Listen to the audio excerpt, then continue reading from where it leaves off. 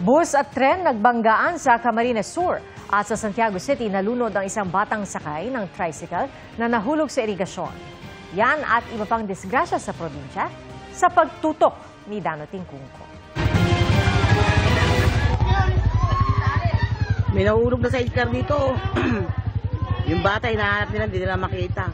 Tulong-tulong na hinanap ng mga residente sa irigasyong ito sa Santiago City, Isabela, isang batang 2 taong gulang. Sakay siya ng tricycle na nahulog doon habang minamaneho ng kanyang ina. Kalauna natagpuan ng bata sa di kalayuan. Dead on arrival siya sa ospital. Patuloy ang investigasyon pero ayon sa CDRRMO at pulisya, maaaring nagkamali raw sa pagmamaneho ang ina ng bata kaya nahulog. Wala pang pahayag ang ina ng biktima. Nahulog sa kanal sa tabi ng highway sa Bayumbong, Nueva Vizcaya ang pulang kotseng ito. Nakabanggaan nito ang isang pickup truck, 2 truck at isang e-trike ang nadamay. 3 ang sugatan kabilang ang 2 driver na dinala na sa ospital. Iniimbisigahan ang disgrasya. Sumalpok ang isang tren sa bus sa Nabua, Camarines Sur. Dinala sa ospital ang driver at 13 pasahero ng bus.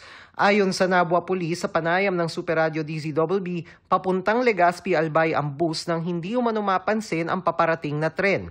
Base sa paunang imbestigasyon, madilim sa lugar at walang flagman o anumang warning signal sa riles. Hawak ng pulisya at wala pang pahayag ang makinista ng tren na tumangging magpadala sa ospital. Ayon sa Philippine National Railways, hindi nadiskaril ang tren.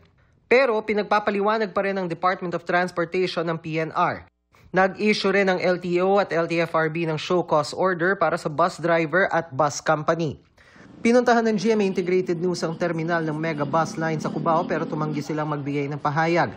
Nasa Bicol daw ang kanilang head office. Patuloy naming sinusubukang kunan ng pahayag ang kumpanya. Para sa GMA Integrated News, Dano Tingkungko, nakatutok 24 oras.